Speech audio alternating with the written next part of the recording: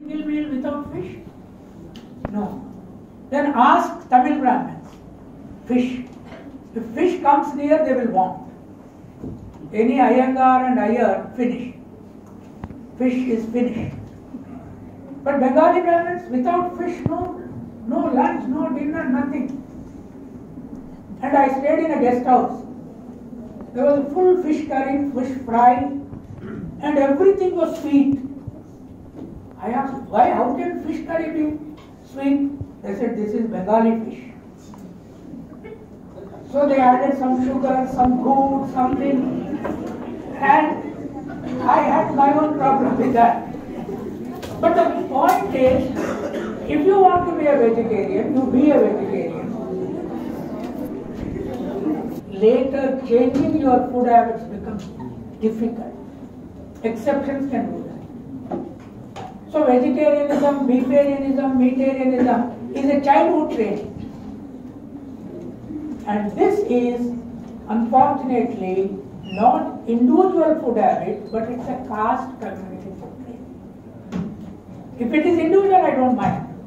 If somebody by choice is a vegetarian, somebody choice beefarian, meatarian, the different question.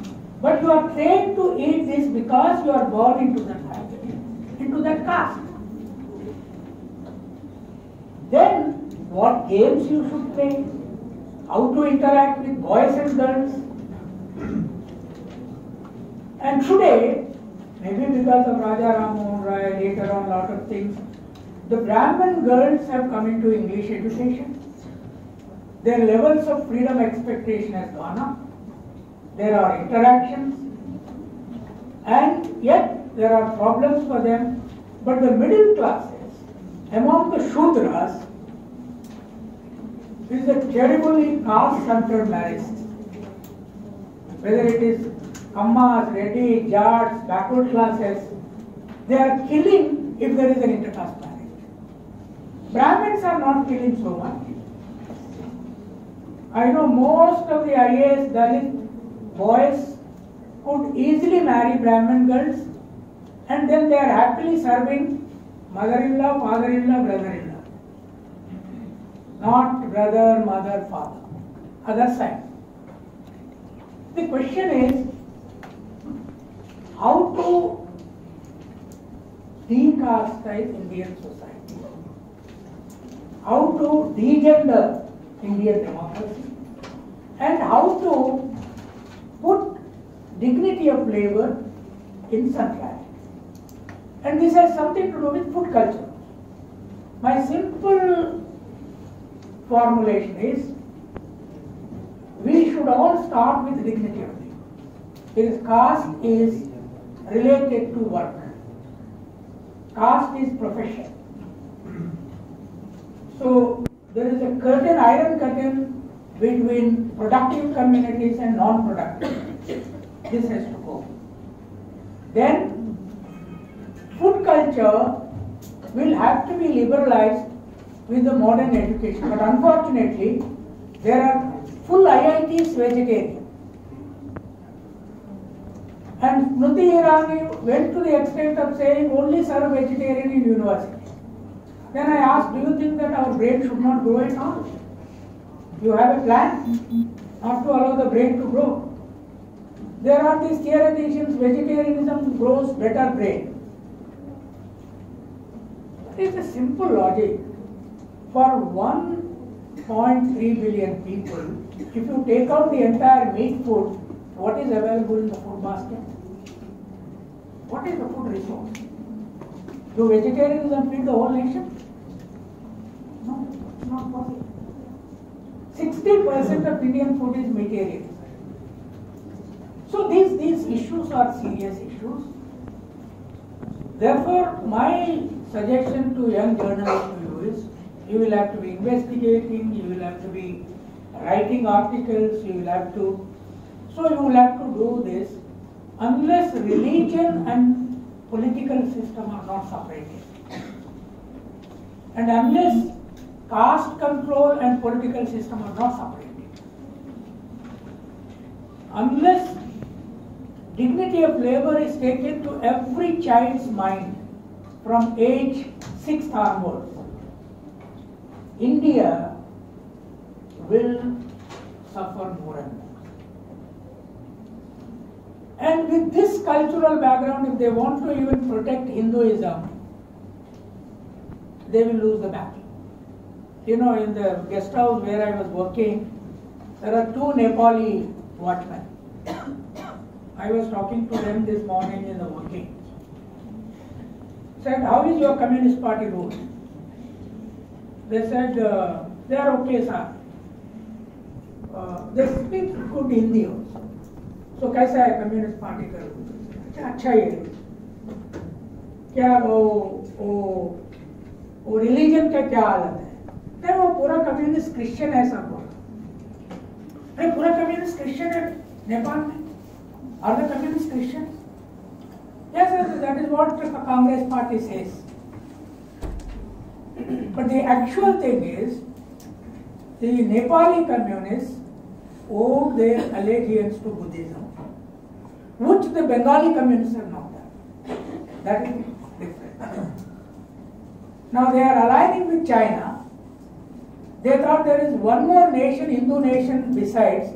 It is not in the hands of Modi or Mohan Bhagwan now. It is in the hands of China. So, even if you want to sustain your Hindu religion with caste cultural control, you cannot sustain it. Afghanistan has gone to Islam, Pakistan has gone to Islam, Bangladesh has gone to Islam, Indonesia has gone to Islam. They are all Hindu regions. But because of caste system, untouchability and humiliation, people convert. You can't do that. No religion sustains like that. Therefore, my thinking is, you practice your religion with a reform as a constant base. Change. Even your religion has to change. Shudras can become priests. Women can ask for equality in the religious domain. And then the last one is why I support English. If only we were not to rule by the Britishers, if the top ruling class has not adopted English, perhaps I would not have asked for this.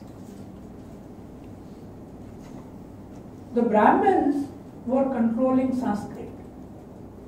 From Aryan invasion days to writing of Vedic texts to present in the temples. And it was not allowed to lower caste, Shudras, anybody to learn, read and write. Today Sanskrit is dead. Who killed it? Is it Shudras killed it? Is it Dalits killed it? It is the Brahmins who killed it. Why?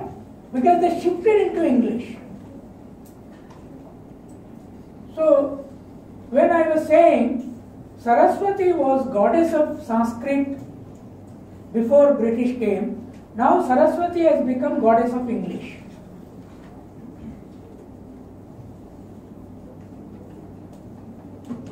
Now, the whole Brahmin children, if you see, 99.9% are on English medium schools. All Brahmin children, 99.9%. Some private, once Christian schools, now all kinds of private schools are coming. Then you have the Banias, top industry, 46 top industrial directors are Banias. The board meetings take place in English. 42 are Brahmins, only 3.5 Shudras, 2.5 Dalits, 2.5 tribals. Which language they are operating? English. Your bureaucracy operates in English, judiciary operates in English, and universities operate in English. Then who should learn regional languages? So that friend said that, what about regional languages? The question is, who should learn them? Who should keep them alive? The implication is that Shudras, Dalits must go to government schools and regional languages. You should protect it. You should keep it alive. Now this, we are saying, is not correct. You can't keep yourself in the powerful domain in every sphere of history, every time of history, and ask the Shudras and Dalits and tribals who don't have any strength at any point of time to not to go to the universal language where you could easily become even the President of America. Look at the NRIs. Nikki Haley was a Bengali, was a Punjabi, became a Christian there, now minister in Trump cabinet. Bobby Jindal is a Bania, became a Catholic Christian, became governor. And there are 4 or 5 others who have changed their religion in America or in the American Parliament. The question is, you can't do something and prescribe something else for the Shudras and Dalits. We know the game to play. Therefore, the solution is shift all government schools into English medium. All government schools. Now, those who want to protect the regional languages, their children should go to regional languages. They should study. Those who put their children in English medium schools have no right to talk about regional language protection. You put your children in English medium from LKG onwards and talk about love for regional language. This doesn't work. So, regional language, if it is necessary, it should survive. Then those who are arguing for that should put their children, those who love Sanskrit must put their children in Sanskrit medium schools.